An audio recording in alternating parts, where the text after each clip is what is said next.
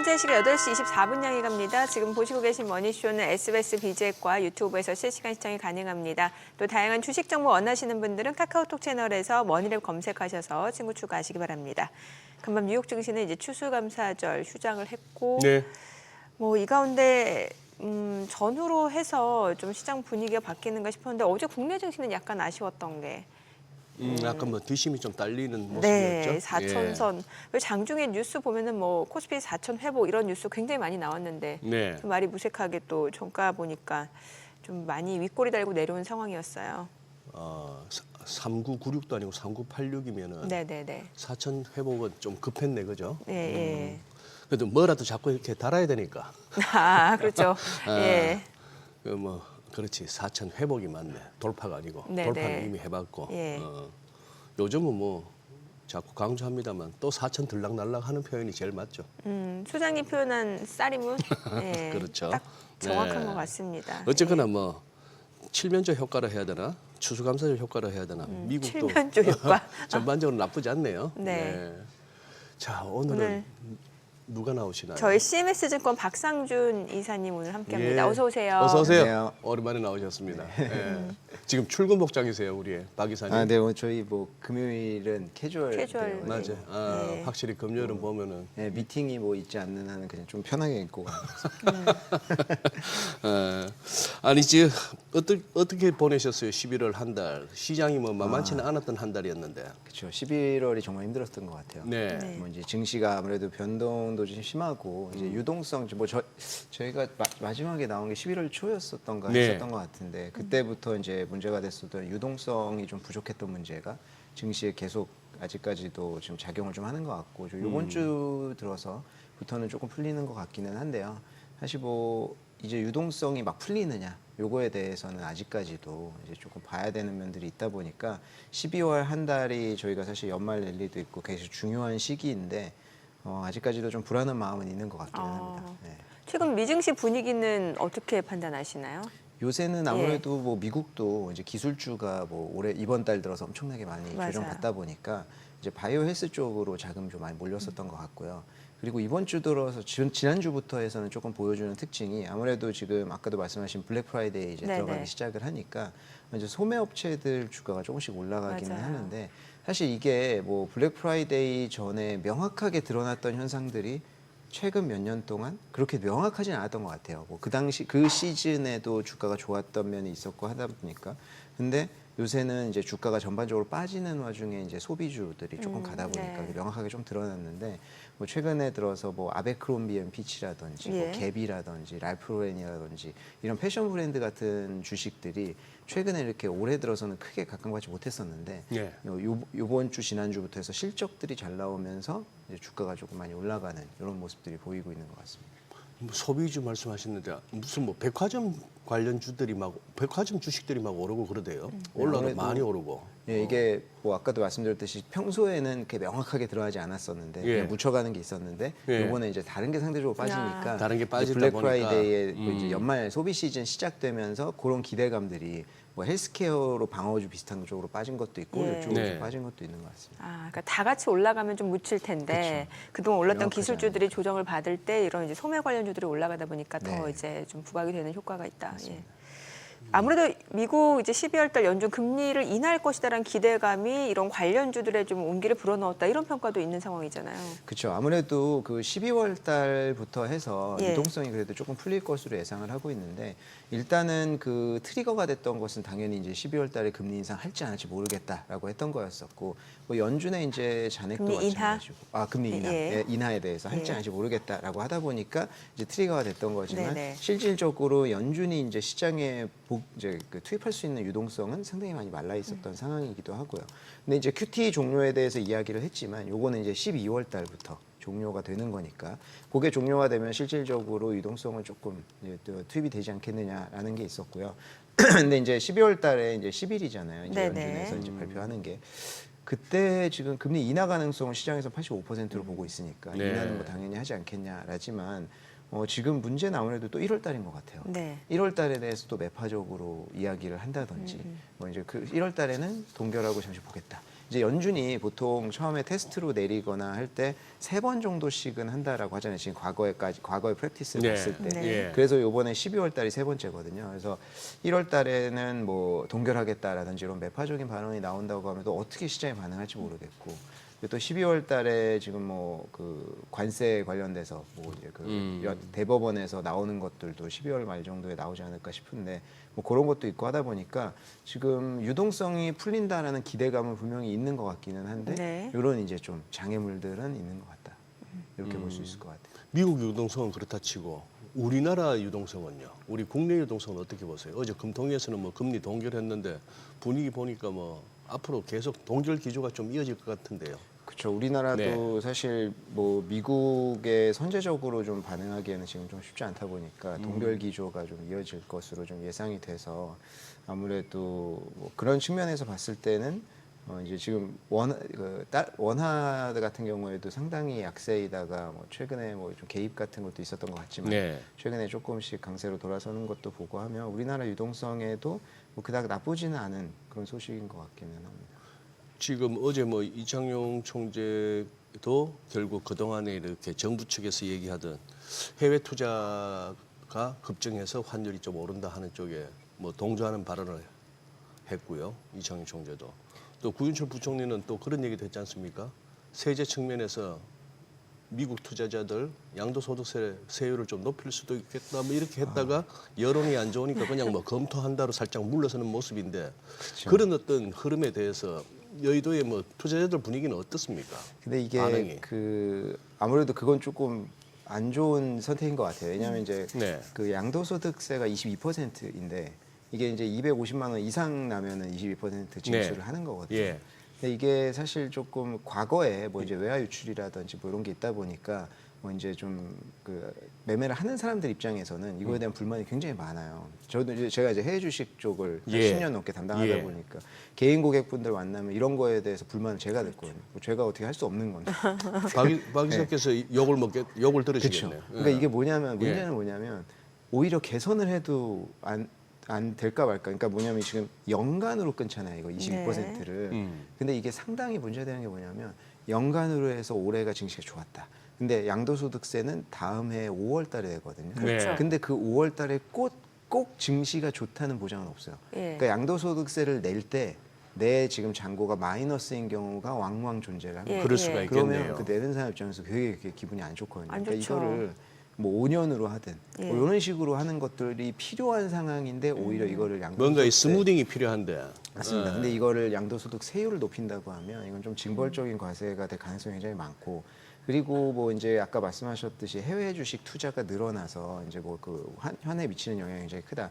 이런 거는 뭐 과거에 이제 일본도 이제 해외 주식 그 많이 늘어나니까 이런 이야기가 나오기는 하고 영향이 네. 일부분은 당연히 있겠습니다만은 이거를 그런 식으로 이제 세금을 높여가지고 막는다라고 하는 것은 굉장히 인위적이다. 왜냐하면은 이게 한국의 투자자들이 해외 주식을 선택하는 이유가 그게 무슨 뭐 사대주의도 아니고 결국엔 그쪽이 수익이 나기 때문이잖아요. 근데 가장 투자자 입장에서는 주어진 여건과 투자 환경에서 가장 합리적인 판단이었을 거예요. 맞습니다. 그렇죠. 지금까지 결과도 좋았고. 예. 맞습니다. 네. 근데 그걸 인위적으로 막는다고 하는 것은 오히려 조금 상당히 여론이 안 좋아지지 않을까 이렇게 생각하고 있습니다. 어떻게 하면 그런 발상이 나올 수 있는지 가끔 궁금해집니다. 네. 투자자 입장에서 봤을 때. 그러니까요. 그리고 혹시 우리 박 이사님은 저는 GPU도 제대로 이해 못했는데 TPU, GPU 지금 공부하셨어요? 뭐가 다릅니까 이게? 그러니까 이제 그 TPU 결국에는 이제 GPU는 뭐 이제 다들 많이 얘기하시는 거지만 뭐 정장으로 치면은 그냥 이제 뭐 매장 가서 살 수 있는 기성복. 기성복이라고 예. 할 수 있고 TPU는 이제 뭐 맞춤 정장 같은 건데. 아 그렇게. 예, 근데 그렇게 뭐 저도 기술적으로 깊이 들어가면은 제가 그거를 뭐 설명드릴 수 없으니까 네. 근데 네. 큰 그림에서 그런 건데 이번에 이제 구글이 반격을 나섰죠. 그러니까 사실 구글 같은 기업들도 굉장히 좋은 기업인데 이제 주가 측면에서 뭐 이제 장기적으로 괜찮았지만 엔비디아나 뭐 그런 이제 이슈가 되는 종목만큼 주목을 받던 주식은 아니었었거든요. 근데 이번에 이제 뭐 오픈 AI나 뭐 이렇게 나오면서 사실 구글이 한때 위기설이 있었잖아요. 예. 오픈 AI에서 검색을 다 하고 결국에는 이제 구글이 그 검색하는 거 구글 쪽 완전 글쎄. 죽을 것이다. 그러니까 이를 갈았던 건지 이번에 나온 결과물은 사실 되게 다들 놀랐죠. 맞아요. 네. 근데 이게 제미나이 3 같은 경우에 이제 사용자분들의 피드백이나 제미나이를 꾸준히 써오신 예. 분들은 굉장히 다르고 예. 굉장히 좋다라는 결과물이 좋다라는 게 있고요. 근데 요거는 개인화가 좀 되어 있기 때문에 결과물 다 다를 수 있고요. 네네. 근데 확실히 속도 면에서는 빠른 것 같아요. 제가 챗GPT도 이제 그 유료 버전을 쓰고 그리고 이제 제미나이도 유료 버전을 예. 쓰는데 둘이 나오는 결과 도출물의 속도가 상당히 차이 많이 나거든요. 아마 그런 컨텐츠는요? 것들. 예, 그러니까 이게 제미나이가 훨씬 빨라요. 아, 빠른데 네. 이 컨텐츠는 컨텐츠는 이제 개인화에 따라서 조금 다른 것 같아요. 아, 제가 그러니까 개인화에 똑같은 따라서. 질문으로 보통은 하긴 예, 하지만 네. 이제 시간이 걸리는 만큼 챗GPT가 조금 더 이제 길게 나오는 것 같기는 길게. 한데 네, 그게 확실히 퀄리티가 좋다는 말 못 하겠고. 예. 근데 여기서 이제 관건은 뭐냐면 이 구글이 제미나이나 이거를 쓸 때 TPU만으로 썼다라는 거거든요. 예. 어허. 그러니까 이게 지금 GPU가 없어도 이게 딥시크 때랑 조금 그러니까 그 내용은 다르지만 비슷한 느낌인 게 야 이거 GPU를 꼭 써야 되지 않아도 되겠구나라는 TPU를 써도 되겠구나라는 거고요. 그래서 메타에서 우리가 이제 TPU를 구글에서 갖다 쓰겠다라는 말이 나오면서 엔비디아가 좀 타격을 받은 건데 사실 이게 이제 그 시장에서 우려하는 것만큼 TPU가 뭐 워낙 이제 완전히 가져가겠다 뭐 이런 것은 사실은 되지는 않을 것 같아요. 요거는 이제 어쨌든 간에 A식이니까 맞춤형이니까 이제 사용자들은 있겠지만 범용은 있는 거잖아요. 그러니까 그렇죠. 지금 뭐 우리가 정장도 기성복을 더 많이 쓰지 맞춤 정장을 뭐 엄청나게 다 하는 건 예, 아니니까 뭐 좀 그런 개념으로 생각하면 되지 않을까 싶습니다. 네. 그러면은 이제 주가 측면에서도 봤을 때 이제 구글이 그동안 많이 올라와가지고 네. 이제 뭔가 P만 놓고 봤을 때는 엔비디아보다 더 비싼 수준에 올라왔다라는 네네. 평가가 많았어요. 그래서 아무래도 또 다시 좀 약간 1%가량 조정을 받긴 맞습니다. 했는데 그럼 주가 측면에서는 어떻게 볼 수 있을 거예요? 엔비디아, 알파벳 이런 식으로 봤을 때. 일단 엔비디아는 사실 지금 좀 매수 기회가 될 수 있지 오히려, 않을까라는 예. 생각을 하고요. 이게 이제 항상 이제 엔비디아가 시장 독점하고 있다 보니까 뭐 이런 상황이 터지면 네. 이제 GPU가 타격을 받을 것이다. 예. 뭐 이런 얘기 나오면서 항상 주가 조정을 받는데 사실 GPU가 이제 거의 독점하고 있는 시장은 계속 갈 거고 그 와중에 TPU 시장은 따로 크지 않을까라고 네. 생각을 해서 엔비디아는 지금 주가가 좀 조정을 받았을 때 오히려 이제 매수 기회가 될 수 있을 것 같고 예. 근데 구글 같은 경우에 뭐 지금 비싸다고 해도 예. 저는 이게 조금 장기적으로 괜찮을 거다라는 생각이 드는 게 제가 이제 제미나이도 마찬가지지만 구글에서 뭐 여러 가지 내놨거든요. 네. 이제 예. 그 동영상 만드는 뭐 것도 나노바나나. 있고, 나노바나나나 뭐 이제 노트북 LM이나 예. 이런 것들 내놨는데 저는 노트북 LM을 좀 많이 쓰는 편이에요. 노트북 LM? 네, 예. 그거는 이제 저희가 그 회사에서 저희가 중국 회사다 보니까 중국어로 되어 있는 리포트나 영어로 되어 있는 리포트 되게 두꺼운 거를 예. 받을 때가 많거든요. 예. 뭐 제가 읽어도 되죠. 근데 시간이 너무 오래 예. 걸리잖아요. 근데 과거에는 뭐 그래도 해야 되면 했는데 이거를 노트북 LM에 넣으면 정리를 다 해주거든요. 아, 요약까지. 그래서 다이어그램으로 예. 나와가지고 이제 뭐 카테고리별로 분류해서 클릭하면은 주요한 내용 다 한국어로 나와요. 네. 영어로 넣어도 중국어로도. 예. 뭐 이런 것들 되게 잘 돼 있는데 그때는 그 정도로 쓸만했거든요. 근데 지금은 보니까 최근에 이제 새로운 버전 나온 것은 넣으면은 PPT로 만들어줘요. 근데 그 안에 있는 사진까지 자연스럽게 가져가가지고 한국어로 딱 거의 완벽하게 나오더라고요. 예. 그래서 그런 것들을 봤을 때는 구글의 AI 그 기능들이 상당히 많이 올라와 있다라고 생각이 들어서 저는 이게 시장에서 좀 계속 반향을 일으킬 수 있지 않을까 이런 생각이 됩니다. 오늘 뭐 박 이사께서 저기 중국 관련한 얘기를 자료와 논의를 많이 해주실 것 같은데 그 전에 방금도 나오고 있습니다. 저 탈엔비디아 시도하는 가장 큰 이유는 비용이다. 이런데 저거는 이제 빅테크 전반적인 얘기고 네. 중국 얘기하면은 엔비디아 칩 없어도 돌아갑니까 중국?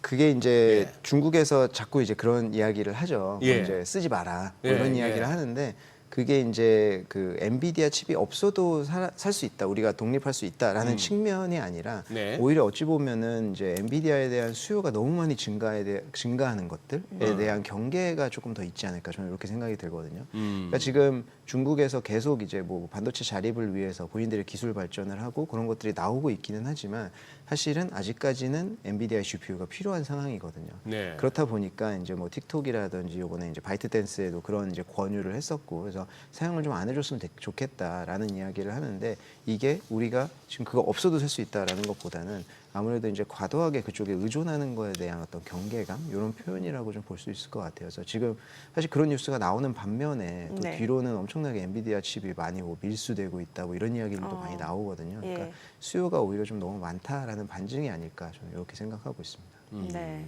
자, 그럼 중국 쪽도 여쭤볼게요. 중국 요즘 증시 상황이 어때요?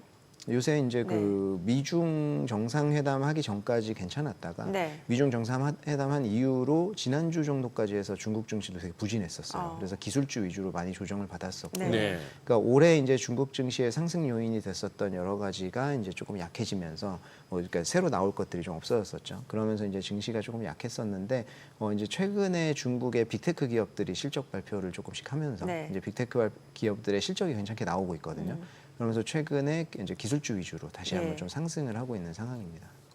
아니 요즘에 이제 중국 상황이 어떤지 이렇게 막 이렇게 찾다 보면은 경제 상황에 대해서 요즘에 뭐 탕핑족이 늘고 있다. 네. 탕핑족이라는 게 뭔가 보니까 아무것도 안 하고 누워 있고 누워 있고, 그러니까 일도 안 하고 쓰지도 않고 소비도 안 하고 아무것도 맞습니다. 안 하는. 그게 어떻게 보면 약간 무기력한 상황인 거잖아요. 자, 탕핑족이 요새 이제 또 이슈가 되는지는 모르겠는데 예. 탕핑족은 나온 지는 조금 됐어요. 예. 그러니까 중국이 이제 그 부동산 침체로 들어가면서 소비가 완전히 안 좋아졌고 사실 지금도 중국의 소비는 살아나지 않고 있습니다. 네. 근데 그렇다 보니까 이제 젊은 층들이 그리고 또 한때 기억하실 텐데 작년까지 해서 그 16세에서 24세 에 되는 그 젊은 층들의 그 실업률이 막 20% 넘어가고 그래서 실업률 발표 중단하고 막 그랬었잖아요. 네. 네. 그렇다 보니까 이제 젊은 층들 위주로 해서 뭐 이제 그냥 아무것도 안 한다, 뭐 취업도 안 하고 그냥 뭐 그러니까 탕핑 누워 있다는 얘기거든요. 그러니까 그런 식으로. 그래도 기본적으로 뭐 월세 내고 밥은 먹어야 될 거 아닙니까? 근데 뭐 그런 사람들이 이제 혼자 살진 않겠죠. 보통 이제 부모님이랑 같이 살겠죠. 예. 뭐 그런 게 이제 한때 유행할 때가 있었는데 지금은 그런 거에 대한 상황은 그래도 조금 개선된 것 같고 개선이 최근에 됐다. 이제 실업률, 청년 실업률이나 이런 것들 그래도 조금 개선이 되는 것 같기는 하거든요. 그래요. 그래서 그런 것들은 이제 관건, 중국의 이제 관건이죠. 소비가 어떻게 살아나는지 향후에. 예. 그게 이제 내년에 좀 관건이 될 것 같습니다. 아니, 왜냐면 지금 중국 산업 자체가 이제 뭐 AI 패권 전쟁 미국하고 계속해서 있다 네. 보니까 정부 정책 자체가 뭔가 이제 고부가 가치 산업이라든지 AI 산업에 이게 집중이 되어 있다 보니까 그밖에 제조업이라든지 이런 쪽에서는 상당히 이제 약간 낙후되어 있는 느낌, 뭐라고 정책적으로 약간 소외되어 있는 느낌, 이게 많다라는 뉴스들이 많이 나와가지고 제가 중국 쪽 상황을 잘 모르다 보니까 좀 궁금해가지고요. 그렇죠. 아무래도 이제 지금 뭐 미국과 중국의 패권 전쟁의 핵심에는 당연히 AI가 있고 중국도 그쪽에 이제 자금을 엄청나게 많이 쏟아붓기는 하고 있습니다.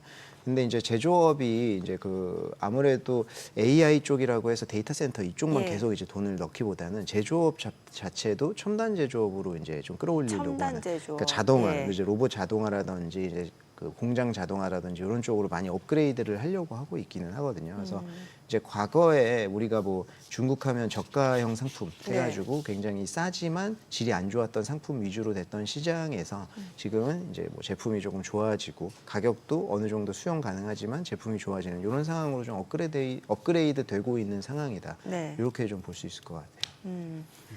그리고 이제 AI 하니까 또 최근에 나오는 것 중에 하나가 알리클라우드. 네. 알리클라우드에서 LLM 네. 챗 GPT처럼 그런 맞습니다. 거를 또 개발했다면서요. 네네.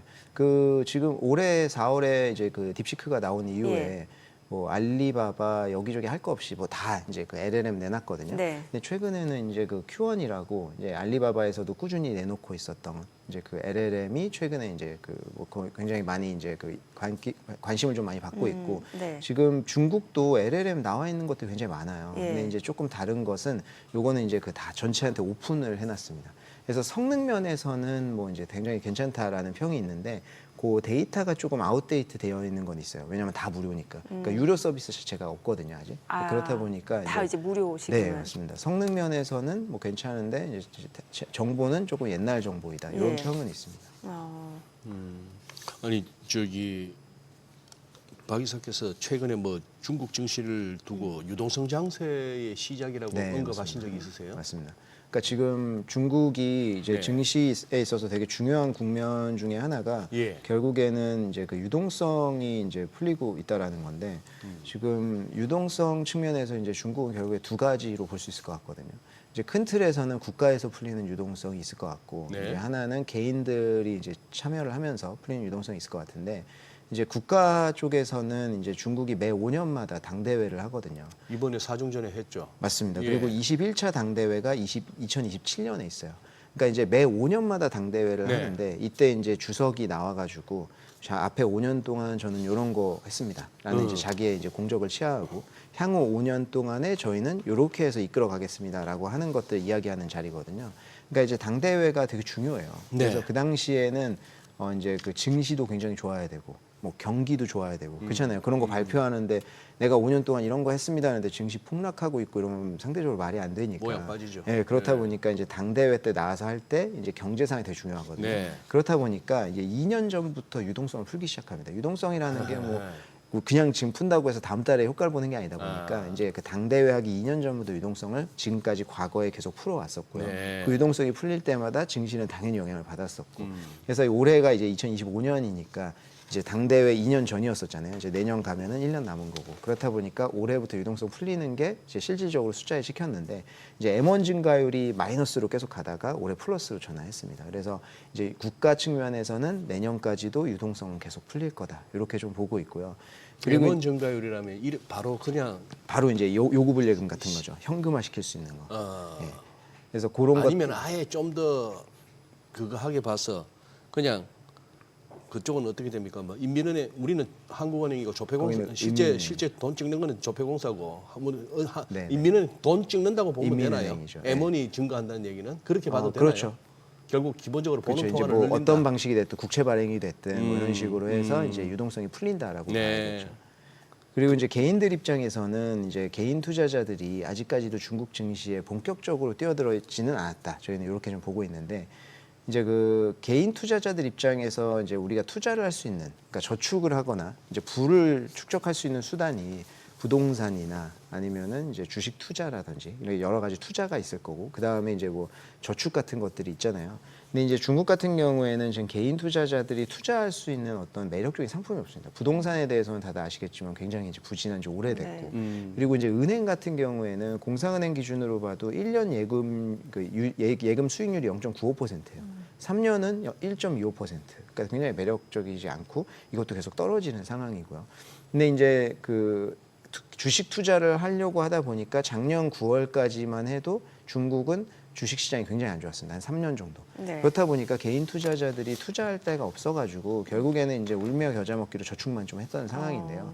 최근에 인민은행에서 이제 그 분기별로 이제 그 자금 배분 선호도를 조사를 하거든요. 네. 세 가지 항목으로 소비랑 투자랑 저축 해서 이제 이번 분기에 어디에다가 돈을 쓰실 거예요라는 걸 이제 설문조사하는 건데 요거 나온 결과를 보면은 요 표에 빨간색이 저축이고요. 네. 회색이 소비고 검은색이 저축이고 빨간색이 투자고 회색이 소비거든요. 네. 근데 소비는 계속 이제 뭐 좀 지지부진하고요. 저축은 계속 증가하는 반면에 투자는 아직까지도 떨어지고 있잖아요. 근데 이 빨간색으로 동그라미 쳐져 있는 부분이 뭐냐면 2014년, 15년 과거에 유동성 장세, 선후강통 시작되면서 증시가 급등했을 때, 네. 그리고 2021년도 코로나 시기 때 유동성 장세로 증시 급등했을 때거든요.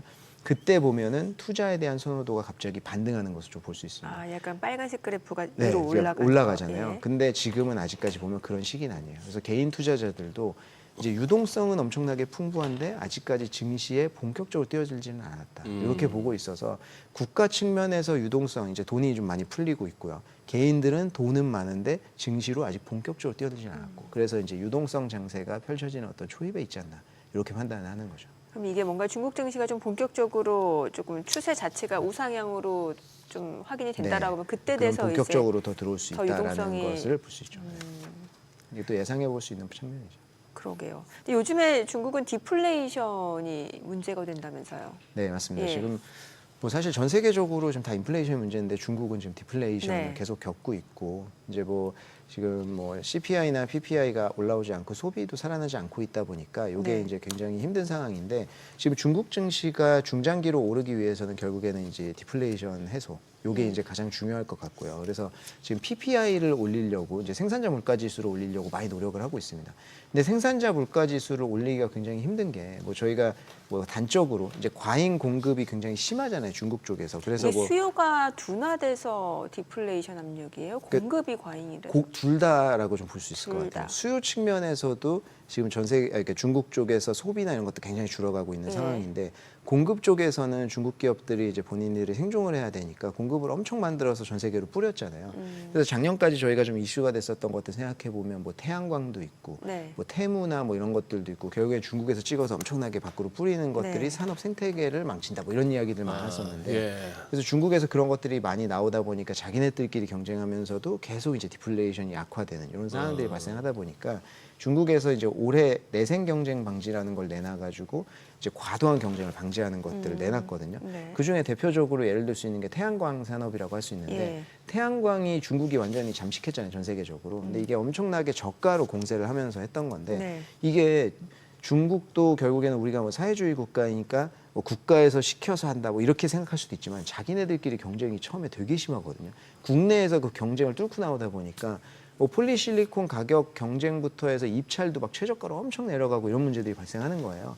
그래서 올해 이제 폴리실리콘 입찰할 때 최저가를 제한하는 이런 정책들을 전국 정부에서 내놓고 있습니다. 그래서 이 내생 경쟁 방지 정책이나 이런 것들이 내년까지도 좀 이어질 것으로 예상되고 있어서 아마 생산자 물가 지수 같은 경우에는 점차 좀 개선이 되지 않을까. 그래서 중국 증시가 중장기적으로 우상향하기 위해서는 이런 디플레이션 탈피가 좀 필요하다. 이렇게 볼 수 있을 것 같습니다. 지금 방금 나온 저 태양광 패널들이 잔뜩 깔리는 저 중국 상황이죠? 중국이 태양광은 제머리 깔고 있어요. 그러니까 저희가 지금 AI가 시대에, 그러니까 AI 병목 현상 지금 발생하면서 뭐 SMR이나 이런 것들 많이 얘기하니까 네. 그리고 트럼프 대통령도 이제 뭐 계속 이제 뭐 저기 그 화석연료 떼고 하니까 신재생 에너지가 전 세계적으로 완전 멈춘 거 아닌가 이렇게 생각할 수 있는데 신재생 에너지에 대해서는 계속 깔고 있거든요.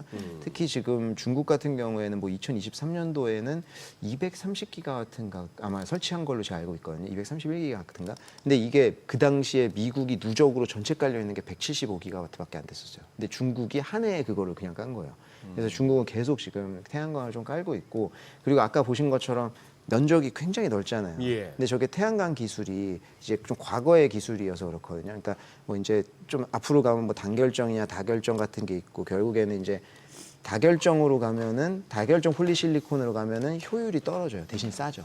그렇다 보니까 저런 식으로 많이 깔아야 되는데 요게 요새 단결정이라든지 뭐 신형 기술이 계속 나오면서 단가 떨어지면서 면적이 좀 축소되고 있어요. 그러니까 아마 그 태양광도 저희가 흔히 생각하는 저런 모습에서 점차 좀 개선이 되고 있다. 이렇게 좀 볼 수 있을 것 같고 그 일론 머스크가 이제 지금은 테슬라로 저기 합병됐지만 솔라시티 같은 경우에도 과거에 되게 파격적이었었던 게 태양광 하면 저 되게 흉물스러운 거가 예. 저희의 이제 인상이었는데 그 당시에 이제 솔라시티에서 발표했었던 것은 그 지붕 그냥 지붕이었는데 그러니까 태양광인지도 모르는데 그게 태양광 패널이었었던 뭐 이런 것들 나오고 했었거든요. 태양광도 좀 계속 변화를 하고 있습니다. 네. 자, 지금 시각 8시 50분 지나갑니다. 오늘 양시장 호가 상황 좀 체크해 보도록 하겠습니다. 자, 먼저 코스피 예상 체결 지수부터 확인해 볼게요. 오늘 코스피 상승 출발 예상됩니다. 지금 4,008선 0.5% 상승 예상되고요. 코스닥 0.8% 오름세 예상됩니다. 호가에서 887로 집계가 되고 있죠. 시가총액 상위 종목 예상가 보겠습니다. 삼성전자 지금 현재 호가에서는 강보합권 예상되네요. 10만 3,600원. SK하이닉스가 2% 상승 예상되고요. 예상가 55만 5천 원. LG에너지솔루션 상승 출발 예상됩니다. 예상가 44만 2천 원이고 삼성바이오로직스 호가는 164만 1천 원이네요. 삼성전자 우선주 상승 출발 예상되고요. 현대차 보합권 예상되고 있습니다. 그리고 HD현대중공업이 1.8% 상승 예상되고요. 지금 호가는 56만 4천 원. 두산 에너빌리티 소폭 상승 예상되고 있고요. KB금융 약보합 출발 예상됩니다. 예상 체결가 12만 3,500원. 한화 에어로스페이스 호가는 86만 6천 원으로 집계가 되고 있습니다. 코스닥 시가총액 상위 종목 예상가도 보겠습니다. 알테오젠 오늘 0.7% 상승 예상되고요. 지금 호가에서는 1% 상승 예상되네요. 지금 52만 7천 원으로 집계가 되고 있습니다. 에코프로 BM 에코프로도 상승 출발 예상되고 있고 펩트론이 오늘 7% 강세가 예상됩니다. 미가캠바이오가 오늘 2.9% 상승 예상되고 있고요.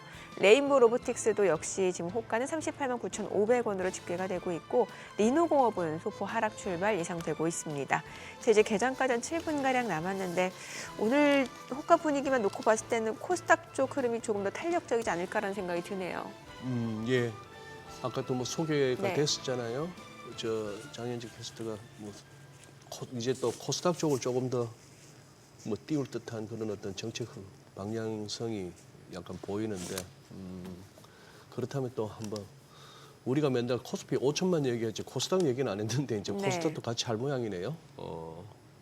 그래. 예. 저기는 그거 이거 준비된 질문 중에 저는 이게 좀 그거네요. 창신 메모리라고 있습니까? 네네. 걔들이 뭐 어디 디램 만드는 회사예요? 예, 비상장 기업이고요. 비상장. 아마 내년에 상장할 것으로 좀 예상을 하고 있는데 네. 중국의 죄송합니다. 지금 중국의 반도체 기업들이 네. 예, 저기 지금 감기가 유행이어가지고 목소리가 중국의 반도체 기업들이 지금 이제 반도체 자립하려고 이제 중국 정부에서 펀드 조성해서 많이 이제 육성해주다 보니까 네. 이런 결과물들이 좀 나오는데 요번에 이제 창신 메모리에서 나온 디램이 DDR5인데 네. 이게 이제 최근에 DDR5 가격이 이제 급등했었잖아요. 네. 이제 나온 시점이 되게 좀 절묘하다라는 것도 있었고요. 근데 이게 이제 그 과거에 작년이었었던가요? 그 화웨이에서 뭐 이제 그 메이트 16인가 17인가 내놓으면서 뭐 이제 그때 이제 7나노급 이제 그 DUV로 해가지고 노광 장비 DUV로 해서 찍어내고 뭐 이런 것들 나왔었거든요. 네. 근데 요번에 이제 창신 메모리에서 나온 DDR5도 EUV 장비 없이 만들었다라는 게 좀 관건인 것 같고요. 그러니까 이게 노광 장비가 이제 뭐 삼성전자나 당연히 SK 하이닉스 이런 데는 다 EUV 제품이 있죠. 네. 그렇다 보니까 이제 수율이나 이런 측면에서 잘 나오는데 예. 중국 회사들은 지금 EUV 제품이 없거든요. 이제 뭐 이론상으로 없죠. 없다라는 게 이제 거의 확실한데 이제 EUV 제품이 없다 보니까 과거에 이제 그 전 모델인 DUV 제품으로 이제 이런 제품들을 찍어내고 있어요. 그렇다 보니까 그냥 한 번에 이제 그냥 그 반도체 노선을 그리면 끝날 거를 DUV로는 몇 번을 이제 계속 그리는 거거든요. 같은 데에다가 그렇다 보니까 당연히 수율이 떨어지고 이제 가격은 올라갈 수밖에 없습니다. 근데 이제 회사에서는 우리가 DUV가 제품 가지고 이번에 DDR5 디램 찍었는데 요거 수율 그래도 한 80% 정도 나온다라고 이야기했는데 전문가들은 50% 이하일 것이다 이렇게 보고 있거든요. 네. 근데 이게 이제 나온 시점도 가격이 급등하고 있는 시점이라는 게 중요하고 근데 가격이 급등했던 이유를 보면 SK 하이닉스나 삼성전자나 마찬가지로 지금 다 HBM 쪽에 굉장히 많이 치중을 하고 있잖아요. 아무래도 그쪽 수요가 굉장히 크다 보니까 그렇다 보니까 이제 기존의 이 레거시 모델들에 대해서는 이제 증설도 안 하고 이제 뭐 이제 좀 그러니까 그 굉장히 집중 안 할 수밖에 없었겠죠. 그렇다 보니까 이제 갑자기 수요가 몰리면서 이쪽에 가격이 급등한 거거든요. 그래서 이런 상황에서 이제 이런 수율로 나왔다는 게 굉장히 중요한 것 같고요. 지금 갑자기 이제 다른 뭐 삼성이나 SK 하이닉스에서 이쪽을 갑자기 주력 상품을 하지도 않을 것 같고 그렇기 때문에 이 레거시 시장을 중국 기업들이 아마 가져갈 수 있는 이제 시작이 좀 되지 않을까 이렇게 생각을 하고 있는데.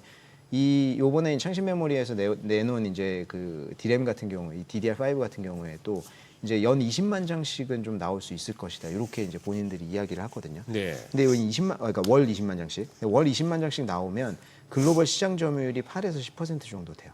그래서 이제 그 레거시 이제 DDR5라든지 4라든지 이런 레거시 반도체 같은 경우에는 중국 업체들이 아마 이쪽에서 이제 다 장악을 할 수 있는 그런 이제 시발점이 좀 되지 않을까 생각을 하고 근데 이제 요것 때문에 디램 가격이 떨어질 것이냐 요거에 대해서는 사실 지금은 이제 수요가 공급보다 훨씬 많은 시장이기 때문에 창신 메모리가 이제 나와가지고 월 20만 장씩 공급을 한다라고 해도 가격을 이제 심하게 건드리기는 쉽지 않을 것 같다. 그래서 이제 높은 가격대는 이제 계속 좀 유지가 되지 않을까 생각을 하는데 여기서 굉장히 중요한 거는 창신 메모리가 치고 나왔다는 거고 이제 SK 하이닉스나 이제 3사 있잖아요. 뭐 마이크론이나 이런 데에서 신경 쓰지 않는 이제 좀 상대적으로 덜 신경 쓰는 레거시 시장은 중국 업체들이 먹을 가능성이 굉장히 많다. 이렇게 좀 보고 있습니다. 그게 좀 중요한 시그널이라고 좀 보면 될 것 같아요. 아니 그럼 오늘 주가 측면에서 삼성전자나 하이닉스에게 뭐 반가운 소식은 아니네요. 뭐 반가운 소식은 아니지만 크게 위협이 되는 크게 소식은 위협이 아니죠. 되는 것도 아니다. 예, 그러니까 이제 삼성전자나 SK하이닉스 입장에서는 네. 오히려 이제 마이크론도 마찬가지고 예.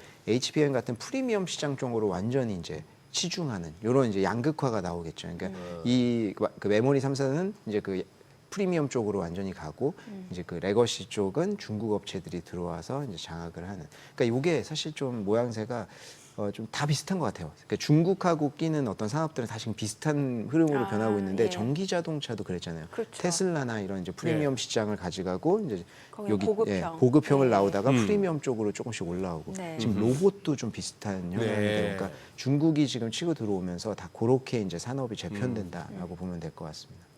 아니 저희가 이제 지금 다른 출연하시는 날보다 오늘 좀 중국 쪽을 네. 더 좀 비중 있게 다루는 이유 중에 하나가 이제 유동성 장세가 이제 시작될 수 있다라는 말씀을 주신 거고 이게 보니까 주요 이제 중국 5개년 계획마다 뭔가 시장을 주도하는 섹터가 등장하기 마련이다. 그럼 여기서 저희 투자 아이디어를 얻어볼 수 있다는 측면에서 지금 준비를 하신 거잖아요. 네, 맞습니다. 예, 그거를 좀 설명을 해주세요. 앞서 저희가 간단하게 좀 나가긴 했는데 그럼 앞으로 이제 중국 쪽 투자하시는 분들은 어떤 쪽을 봐야 된다라는 건지. 그렇죠. 이제 저희가 유동성에 대해서 말씀을 드렸는데 이제 중요한 거는 이 흐르는 유동성이 어디로 들어갈 네네. 거냐. 예. 이게 사실 가장 그러니까. 중요한 예. 관건인 것 같고요. 지금 중국도 마찬가지로 이제 그 AI 쪽을 저희는 당연히 기술주를 봐야 된다라고 말씀을 네네. 드리는데 아까 이제 그 4중전에 말씀을 예. 해주셨는데 예. 4중전에 끝나면서 15차 5개년 계획을 이야기를 했습니다. 그러니까 지금 유동성이 풀리고 다 좋은데 중국은 계획 경제잖아요. 그러니까 네. 이제 매 5년마다 몇 차 5개년 계획을 하는데요. 14차 5개년 계획이 올해 끝나요. 그리고 중국 제조 2025도 올해 끝납니다. 그러니까 본인들이 이제 강하게 밀고 있었던 게 한 턴이 끝나고 다음 턴으로 시작되는 시기가 내년이거든요. 그래서 내년부터는 15차 5개년 계획 그리고 중국 제조 2035라고 명칭은 하지는 않지만 이런 비슷한 기조로 가는 거고요. 그래서 요 두 개에 해당되는 섹터들이 결국에는 AI, 휴머노이드 로봇 아니면 반도체 자율주행 다 이쪽이에요. 그래서 지금 중국에 중국도. 네. 지금 미국에서 밀고 있는 쪽이랑 네. 정확하게 이제 똑같은 이런 쪽으로 가고 있고요. 그러니까 그 상단에는 AI가 있지만 그 밑에 흘러나오는 이제 뭐 피지컬 AI라든지 그래서 휴머노이드 로봇, 자율주행 이런 쪽으로 좀 보시면 될 것 같습니다. 다 그래서 AI네요, 결국에는. 맞습니다. 그래서 예. 중국 요번에 이제 4중전에 끝나면서 15차 5개년 계획에 대한 계획들이 나왔는데 네. 거기에서 이제 구체적으로 뭐 AI 플러스라든지 뭐 이런 것들 이야기하면서 우리는 그쪽으로 자금을 엄청나게 이제 지원하겠다라는 것들이 나왔어요. 그래서 네. 지금 내년에 아무래도 좀 이슈가 되는 건 아까 창신 메모리도 이야기했지만 이게 지금 결국에는 중국 정부에서 인위적으로 자금을 모아가지고 지원해 주는 것은 그렇죠. 한계가 있잖아요. 국채도 예. 계속 찍고 예. 미국도 마찬가지예요. 예. 그거는. 그렇다 보니까 이제 민간의 자본 유치라든지 이런 것들이 계속 이어지거든요. 그래서 지금 중국 증시를 그 보면 얘기를 저희가 개장하고 아, 좀 네네. 종목 얘기까지 좀 자세히 들어보도록 하겠습니다. 저는 국내 증시를 확인해 보죠. 개장합니다.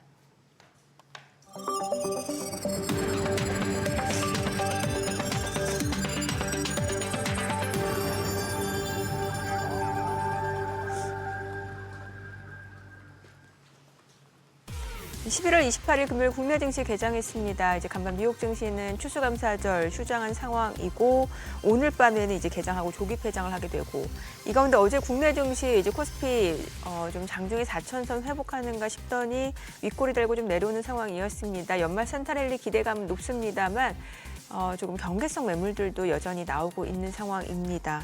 이 가운데 오늘 국내 증시 양시장 코스닥 쪽 오늘 호가 분위기 굉장히 좋아 보였는데 출발 지수 체크해 보겠습니다.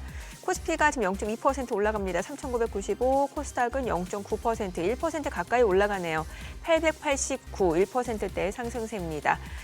시가총액 상위 종목 시초가 좀 보도록 하겠습니다. 오늘 삼성전자가 지금 보합권으로 103,400원, SK하이닉스 0.3% 올라가고요. LG에너지솔루션 0.4% 올라갑니다. 44만 원이고 삼성바이오로직스가 0.4% 상승으로 165만 3천 원.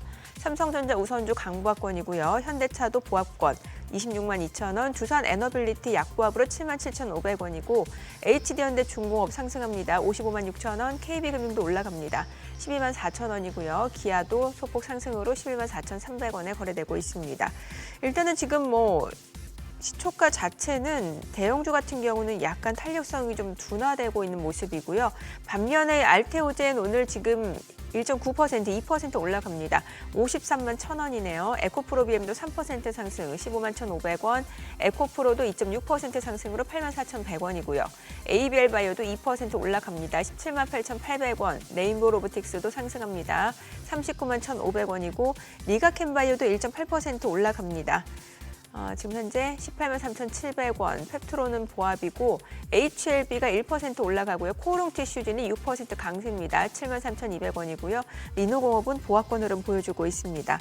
오늘 전반적으로 분위기 자체는 제약바이오 쪽으로 매수세가 유입되고 있는 양상인데 오늘 시장에서 특징을 보여주는 섹터 종목들 체크를 해보도록 하겠습니다. 지금 보니까 로봇 쪽도 흐름이 좋습니다. 지금 SPG가 10% 급등하고 있는 모습이에요. SBB테크도 8% 강세입니다. 3만 450원. 제우스도 4.8% 상승세고요. 로보티즈, 나우로보틱스도 2% 상승세, 클로봇도 2.7% 올라가고 아즈네스텍도 5.6% 상승, 엔젤로보틱스도 3% 강세고요. SP시스템즈도 4% 강세. 오늘 로봇주들 흐름이 굉장히 좋습니다. 자, 그리고 또 올라가는 섹터. 지금 뭐 액침 냉각 쪽도 약간 움직임이 나오고 있는 상황이고 2차 전지 쪽에서는 앞서 보셨다시피 이제 에코프로 그룹주들 올라가고 있는 상황이고 뭐 애경케미칼, DIC도 좀 상승세를 보여주고 있는 모습이고요. 액침 냉각 쪽에서 이제 한중 NCS가 5.7% 상승을 보여주고 있습니다. 자, 미용기기 쪽도 좋습니다. 지금 달바 글로벌이 4% 상승이고요. 클래시스도 2.3% 오름세고 휴젤도 1.5% 올라가고요. 파마리서치도 2% 상승세. 그리고 휴온스 글로벌도 1% 올라가고 APR은 어제 좀 많이 올랐었죠. 차익실현 물량들이 좀 일부 나오고 있는 상황입니다.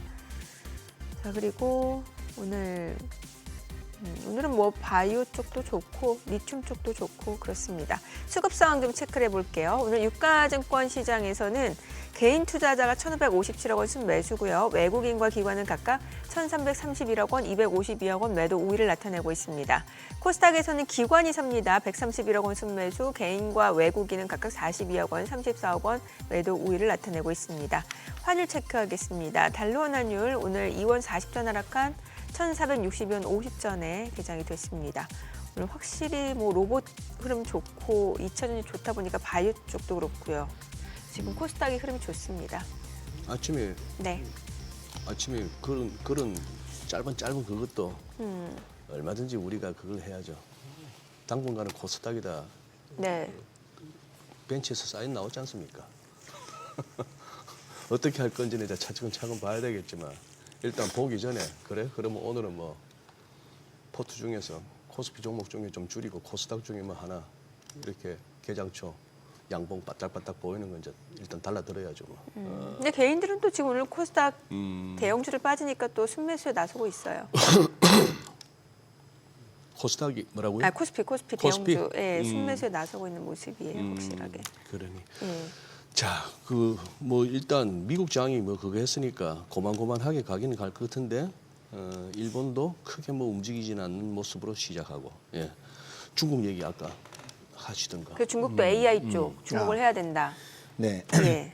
그렇죠. 그러니까 중국도 이제 결국에는 이제 그 자금이 이제 AI 쪽으로 네. 이제 몰릴 것으로 예상이 되는데 네. 요번에 이제 저희가 이게 13차, 14차 5개년계 요 계획 동안에 네. 결국에는 이제 자금이 모여가지고 어디로 쏠렸는지 이런 것들을 좀 봐야 되잖아요. 네. 그리고 이제 아까 민간 자금 이런 것도 이야기를 했었는데 이게 중국이 증시를 보면 중국 증시가 뭐 우리 한국 투자자분들한테 조금 이제 헷갈릴 수도 있고 생소하지 않은데 네. 상해 증시가 있고 심천 증시가 있습니다. 그러니까. 그리고 홍콩 증시가 있고 네. 그리고 지금 저희가 상해 심천에 사는 거는 홍콩을 통해서 사는 거예요. 그래서 이제 요렇게 들어가는 건데 상해랑 심천 밑에 각각 특화된 시장이 따로 있어요. 심천에는 창업판이라고 하는 시장이 창업판. 있고요. 예, 우리가 CATL 같은 종목들 지금은 네. 홍콩에서 할 수 있지만 과거에는 창업판에만 있었고요. 그리고 상해 밑에는 과창판이라고 하는 과학창업판이라고 하는 시장이 있습니다. 네. 요 두 개 시장은 개인이 접근을 못해요. 개인 투자자들이. 네. 근데 사실 요 시장 두 개가 생긴 이유부터 좀 봐야겠는데 네. 상해랑 심천은 이제 상장 요건이 까다로워요. 당연히 이제 뭐 홍콩도 마찬가지고 흑자 기업이어야 되고 이런 것들이 있습니다. 네. 그렇다 보니까 각 정권에서 본인들이 미는 것들 있잖아요. 지금처럼 AI를 민다든지. 예. 그러면은 국가에서 정부 주도적으로 넣는 자금에 한계가 있다 보니까 민간 자금 조달을 해야 되는데 그러면 요거가 이제 상장 요건이 까다로운데 당연히 지금 AI든 이런 기술주들은 적자 기업들이잖아요. 이런 거를 상장시키고 자금 조달시켜야 되니까 특화된 시장을 만든 거예요. 그래서 이제 후진타오 주석일 때 창업판을 만들어서 CATL 뭐 그 당시에 밀던 섹터 창업한 뭐 이런 것 창업한에 이제 CATL 이런 종목들이 다 들어간 거죠. 그러면서 이제 적자 기업이어도 자금 조달을 할 수 있고 여기가 이제 킬 수 있었고요. 네. 시진핑 주석이 된 이후에는 본인이 근데 이제 뭐 창업판을 후진타오 주석이 만들었는데 그걸 계속 밀 수는 없잖아요. 제가 봤을 때는 그렇다 보니까 예. 상하이 밑에 과학 창업하니까 만들었고요. 상하이 밑이란 말씀. 그러니까 상하이 증시 안에 포함된 거죠. 네. 네, 그래서 네. 과학 창업판을 만들었고 여기에 이제 들어가는 종목들은 지금 이 정권에서 미는 거다라고 보시면 되는데 그게 이제 거의 다 반도체 섹터가 많이 들어가 있습니다. 그래서 캠브리콘이라고 이제 뭐 중국판 엔비디아 이런 거 많이 들어보셨을 텐데 그게 이제 과학 창업판에 상장이 되어 있어요. 그래서 심지어 요번에 그 4중전에 끝나고 내년부터 이제 올해 이미 시행이 됐는데 과학 창업판에 레이어를 하나 더 따서 뭐 성장판 이렇게 만든다고 했거든요. 요거는 상장 요건이 더 완화된 거예요. 그래서 내년부터는 여기에 이제 굉장히 신규 종목들이 많이 상장될 것으로 예상이 되고 요 시장에 이제 그 첨단 산업 기업들이 많이 상장이 될 것이다. 자금 조달을 위해서 네. 이렇게 좀 볼 수 있을 것 같고요. 이 13사, 14차, 15차 5개년 계획 때 각각 이제 수혜를 받았던 종목들을 좀 살펴보면 13차 5개년 계획 때는 이때 이제 키워드로 밀었던 게 인터넷 플러스거든요. 요게 이제 2016년부터 20년대예요. 그래서 그 당시에 뭐 BAT 이런 말씀 많이 들어보실 텐데 뭐 바이두, 알리바바, 텐센트 이런 종목이 수혜를 가장 많이 받거든요. 그래서 요 세 개 종목의 시가총액 5년 동안의 변화를 보면 3배 넘게 상승을 했습니다. 그리고 2021년부터 올해까지 해서 14차 5개년 계획에는 뭘 밀었냐? 그러니까 디지털 경제를 밀었거든요. 네. 그래서 여기에서 수혜를 가장 많이 봤다는 세 가지 종목을 뽑아보면 SMIC랑 캠브리콘이랑 뭐 쫑지 이노라이트 이런 종목들이 있어요. 네. 요 종목들도 이제 중국 증시가 전반적으로 지지부진했던 3년 빼고는 갑자기 이제 캐치업하면서 최근에 3배 넘게 상승을 했습니다. 관건은 내년부터 시작되는 15차 5개년 계획의 5년 동안은 어떤 종목들이 수혜를 받을 거냐 요거고요. 답은 AI 플러스 뭐 이런 것들이 이미 발표해서 나와 있어서 예. 반도체나 AI 관련된 기업들이 또 5년 동안 3배 넘게 상승하는 요런 이제 기업을 토해낼 가능성들이 굉장히 많다라는 거고요. 그래서 요거가 이제 아까 근데 말씀드렸듯이 이제 과학 창업판 뭐 이런 데에 막 상장이 되다 보니까 개인 고객분들이 직접 투자를 하기가 힘들어요. 예. 그렇죠. 그리고 이제 저희가 이제 중국 주식에 투자를 하신다라고 하는 개인 투자자분들을 보시면 대부분 해외 주식을 통틀어서 하는 것이 중국만 하시는 분이 없거든요. 네, 그러니까 네. 미국은 하고 있을 겁니다. 그래서 여기서 지금 나오는 갈등이 뭐냐면 미국 투자에 US 달러로 다시 환전되어 있는데 해외 투자를 중국을 달러, 홍콩 달러나 위안화를 다시 환전해서 중국에 들어갈 만큼 확신이 있냐라는 거에 대한 그렇죠. 고민들이 되게 네. 많으실 거예요. 그래서 중국을 과거에 좀 해보셨던 분들도 그냥 미국에 상장되어 있는 중국 ETF를 사시는 경우가 굉장히 많거든요. 근데 이제 미국에 상장되어 있는 지금 ETF, 기술주, 중국 기술주 ETF들의 문제는 뭐냐면 뭐 K웹이라든지 CQQQ라든지 많이 사용하시는 거 있습니다. 예. 근데 이 종목들이 문제가 뭐냐면 나온 지가 꽤 됐어요. 그러니까 나온 지가 꽤 됐고 이게 처음에 ETF도 펀드잖아요. 자기의 이제 투자 대상이나 시장이나 이런 거 규정하잖아요. 그럼 그거를 바꾸기가 힘들잖아요. 한국도 네. 마찬가지고. 그렇다 보니까 그 당시에 나올 때는 가장 좋았던 게 뭐 홍콩, ADR 이런 종목들이 좋았습니다. 기술주가 거기 많았고. 그래서 투자 대상이 홍콩이랑 미국에 상장되어 있는 ADR에 국한되어 있어요. 예. 그렇다 보니까 이 기술주들이 과거에 뭐 알리바바, 텐센트 같은 인터넷 기업들만 많습니다. 근데 제가 앞에서 말씀드렸듯이 15차 5개년 계획에서는 AI, 반도체 이런 쪽인데 요거랑은 알리바바 당연히 엮이지만 상당한 종목들은 이거랑은 좀 거리감이 있다라는 거예요. 그래서 미국에서 이제 상장되어 있는 중국 기술주 ETF를 투자하실 때 요번에 새로 나온 게 괜찮은 게 있어요. 그래서 제가 그거를 오늘 좀 뭐예요? 갖고 왔습니다. 그게. 요게 이제 CNQQ라고 하는 ETF인데요. 요거는 이제 9월 달인가 이제 상장이 되어 가지고 지금 미국 증시에서 거래가 되고요. CNQQ인데 요거는 미국에 뉴욕에 상장돼 있는 맞습니다. 미국에 상장되어 있는 중국 기술주에 투자하는 네, ETF다. 네. 이렇게 네, 보시면 되는데 가장 큰 특징은 앞에서 말씀드렸던 과학 창업판이랑 창업판이 포함되어 있어요. 그래서 내년부터 중국 정부에서 본격적으로 이제 AI라든지 이런 것들을 피칭을 할 때 거기에 포함되는 종목들이 여기에 이제 포함이 되어 있다는 거죠. 그래서 미국에 상장되어 있는 중국 기술주 ETF 중에서는 중국의 기술 발전을 가장 잘 따라가는 ETF다. 이렇게 좀 볼 수 있을 것 같고요. 실질적으로 보유하고 있는 종목들도 보면 요 빨간색으로 쳐져 있는 게 과창판이나 창업판 종목이거든요. 네. 그래서 이제 지금 뭐 중국판 엔비디아다 뭐 이렇게 이야기하는 캠브리콘이라든지 아까 앞에서도 살짝 말씀드렸던 통신업체 이제 쫑지 이노라이트라든지 아니면 이런 종목들이 여기에 다 포함이 되어 있어요.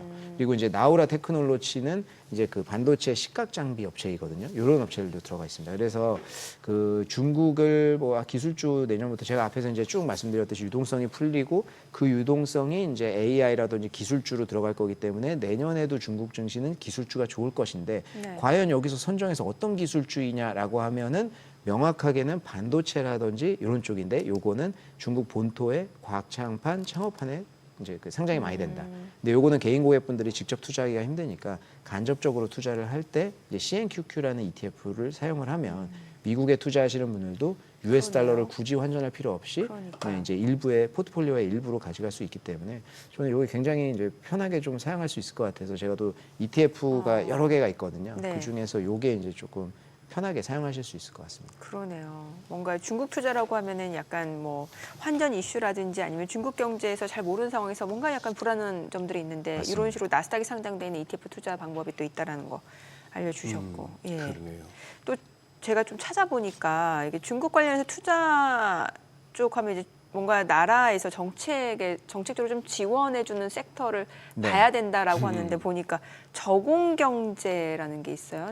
그 그쵸. 드론하고 그 뭐 저희가 항공기. 이제 과거에도 이야기했었던 조비 에비에이션 예. 이런 거 조비는 이제 미국 기업이지만 네, 네. 그러니까 조비가 유일한 어떤 미국의 중국의 저공 경제의 이제 그 대항마잖아요. 미국의. 네네. 그래서 이제 저공 경제. 네, 예. 그래서 이제 옛날에 그 왜 코로나 한참 그거 했을 때 그 뭐 항자 들어가는 뭐 이항이요. 이항. 이항 네. 맞아요. 그게 이제 그것도 여러 사람 또 그렇죠. 그때 이제 좀 고생했는데. 이슈가 좀 컸었고 문제가 됐었는데 사실 이항은 지금 돈을 잘 벌고 있기는 해요. 지금은? 네, 그래서 사실 지금 중국이 드론 하면은 이제 네. 중국의 뭐 DJI라든지 네. 그런 데가 이제 기술이 뭐 가장 좋다 뭐 이런 이야기들을 하는데 그게 이제 연장선상으로 가는 게 UAM이거든요. 예. 그래서 이제 저공 경제가 이제 그걸 이야기하는 건데 이제 도심에서 이제 그 무인이든 유인이든 이제 큰 이제 그 드론을 타고 이제 왔다 네. 갔다 이동 수단으로 쓰는 건데 중국도 그쪽에 이제 뭐 지원이 많이 들어가기도 하고 해서 비상장 기업이나 이런 것들도 굉장히 많거든요. 그래서 그쪽에 이제 DJI나 이런 뭐 워낙 이제 그 드론 쪽에는 기술이 좋은 기업들이 예. 많았었다 보니까 그런 이제 사람들이 퍼지면서 UAM 저공 경제 쪽으로도 이제 인재가 많이 유입이 돼서 그쪽도 이제 많이 좀 떠오르고 있는 상황입니다. 그래서 이항 같은 경우에도 이제 최근에 이제 실적이 좀 나오고 있고, 근데 미국도 이제 조비 에비에이션이 최근에 뭐 사우디아라비아나 네네. 뭐 이런 데를 많이 수주하고 그러잖아요. 근데 어찌됐든 간에 자율주행도 마찬가지고 UAM도 마찬가지고 규제 이슈가 가장 커요. 네. 근데 이제 중국이 유리한 이유는 중국 정부에서 그쪽을 차세대 산업으로 찍었기 때문에 그러니까요. 규제 완화가 엄청 빠를 거다라고 하는 게 중국의 가장 큰 강점이죠. 어, 그러다 이런- 보면 예. 이제, 이런 되게- 기업들을 묶은 ETF는 따로 아직은 없는 거고. 적어도 경제는 이제 한국이나 뭐 이렇게 나온 데는 없고요. 중국 본토에 상장되어 있는 ETF는 있을 겁니다. 근데 예. 이제 뭐 그거는 나중에 시간이 되면 제가 중국 본토에 상장된 ETF도 리스트를 한번 좀 뭐 소개를 드릴게요. 네. 그래요. 혹시 미국장에 대해서는 뭐 해주실 말씀 없으세요? 저는 미국장은 이제 그 12월 달 들어서면서 네. 이제 유동성이 이제 슬슬 풀리면서 예. 이제 지금까지 눌렸던 모습들이 이제 올라오는 시기가 되지 않을까 생각을 하거든요. 얼추 조정 마무리됐다 보시는구나. 저는 개인적으로 그렇게 네. 생각을 하고 있어요. 네. 그래서 지금 이 시점에서 뭐 이제 차익 실현을 해서 좀 이거 현금을 보유하고 계신다거나 이러신 분들은 어떤 종목을 이제 선택하느냐 되게 중요한 거죠. 그렇죠. 이제 과거에 갔던 종목이 똑같이 간다는 보장은 없으니까. 그럼 굉장히 중요한 시점이긴 한데 12월 한 달 동안 이제 앞에 서두에서도 말씀을 드렸던 이제 1월 금리 인상이라든지 뭐 이 금리 기조 네. 요거 이제 1월 달에 대해서 어떻게 이야기할지 뭐 그리고 이제 뭐 관세 관련돼서 대법원에서 어떻게 나올지 이런 것들에 대한 변수는 조금 있지만 큰 틀에서는 유동성은 좀 완화가 되면서 이제 그래도 그 어떤 그 투자 환경은 괜찮아지지 않을까 이렇게 좀 보고 있습니다. 아니 왜냐면 최근에 또 그 비트코인하고 조금 연동돼서 비트코인 쪽에 시세가 안 나면은 이게 유동성이 조금 부족해지는 거 아니냐라는 맞습니다. 신호들이 있었잖아요. 비트코인 전망은 어떻게 보세요? 그러니까 이제 비트코인은 사실 이제 유동성이 가장 이제 좀 중요한 예. 것 같은데 아무래도 뭐 이제 비트코인이 뭐 반감기 그러니까 요 반감기가 이제 올해 그거 됐었고 반감기 이후에 그것 때문에 한참 막 네. 강세장 온다더니 그래서 예. 강세장이 왔었죠. 근데 반감기 이후에 네. 보통 반감기 전에 이제 강세장 오고 반감기 이후에 뭐 이제 꺾이는 뭐 이런 게 있었는데 네. 요번에 그게 공식이 깨지냐 뭐 이런 이야기가 나왔었거든요. 왜냐하면 이제 그게 뭐 이제 전략 비축도 있고 미국에서. 근데 이제 그게 역시 아니다. 지금은 또 그런 얘기 하는 거예요. 역시 이제 반감기 이후에 깨진다라는 게 있는데 사실 요거 이제 가장 큰 건 유동성이랑 좀 관련이 있는 것 같고 스테이블 코인 자체가 이제 뭐 비트코인이랑 직접적인 영향은 없지만 미국의 스테이블 코인에 대한 어떤 태도라든지 이런 것들이 굉장히 중요한 거잖아요. 네. 근데 이제 스테이블 코인이 지금 좀 조용합니다. 왜냐하면 이제 미국이 이제 최근에 여러 가지 이제 이슈들이 있다 보니까. 그렇죠. 근데 스테이블 코인은 조용히 진행은 잘 되고 있어요. 왜냐하면 이제 가상화폐 3법은 이미 통과가 됐고 네, 네. 최근에 이제 뭐 그 테더라든지 예. 이제 스테이블 코인에서 제일 큰 게 테더고 예. 그 다음이 USDC 서클이잖아요. 네. 근데 미국에서 자꾸 그런 얘기 나와요. 테더에 대한 안정성에 대해서 의구심을 갖는 뉴스라든지 이런 것도 예. 나오거든요. 예. 테더가 제일 커요. 그러니까 사실 USDC 테더랑 서클이랑 비교가 안 됩니다. 아, 그러니까 그래요? USDT가 제일 크거든요. 예, 예. 근데 그 요번에 지니어스 법안이랑 그런데 나온 거에 정확히 규정을 따르는 건 USDC잖아요. 미국 기업. 네. 그러니까 이제 USDC를 밀어주는 시그널들이 명확히 나오고 있거든요. 그러니까 지금 정부 단에서는 지니어스 법안이랑 포함하는 이제 가상화폐 3법 통과된 이후로 별 얘기가 없지만 실질적으로 스테이블 코인은 발행이 많이 되고 있어가지고 USDC 같은 경우에도 11월 달 기준으로 보면 전년 동기 대비해서 300% 정도 증가했습니다. 그래서 네. 요거는 조용히 커가고 있다. 하지만 저는 이제 지금 그 가상화폐 시장에서는 이런 동력들이 조금 부족하고 유동성이 최근에 이제 부족했다 보니까 이런 현상이 나타나는데 저희가 지난주였나요? 그 엔비디아 실적 발표했을 때 네. 그때 되게 이제 흥미로웠었던 게 엔비디아 실적이 잘 나오고 거의 세상을 구해가지고 선물이 다 올라가고 있는데 가상화폐 시장은 안 움직이더라고요. 예. 그래요. 그래서 그때 느낌이 좀 싸한 거예요. 이게 가상화폐 시장이 굉장히 오랜 시간 동안 올해 증시랑 같이 움직였는데 이제 엔비디아가 실적 잘 나와서 선물이 다 2%씩 반등하는데 요것만 안 오른다라고 하는 게 좀 싸했었는데 아마 그게 이제 유동성이 좀 부족했던 게 막판에 이제 신호가 나타났던 게 아닌가. 그래서 이제 그 다음 날 밤에 다 빠졌잖아요. 장 시작하고 나서 뭐 그런 신호가 좀 있었던 것 같아서 지금 저희는 이제 그 가상화폐 시장부터 좀 보면서 유동성이 풀리고 있구나를 판단하는 시그널로 좀 볼 수 있을 것 같아요. 네, 알겠습니다. 오늘 내용 여기까지 듣겠습니다. 잘 들었습니다. 감사합니다.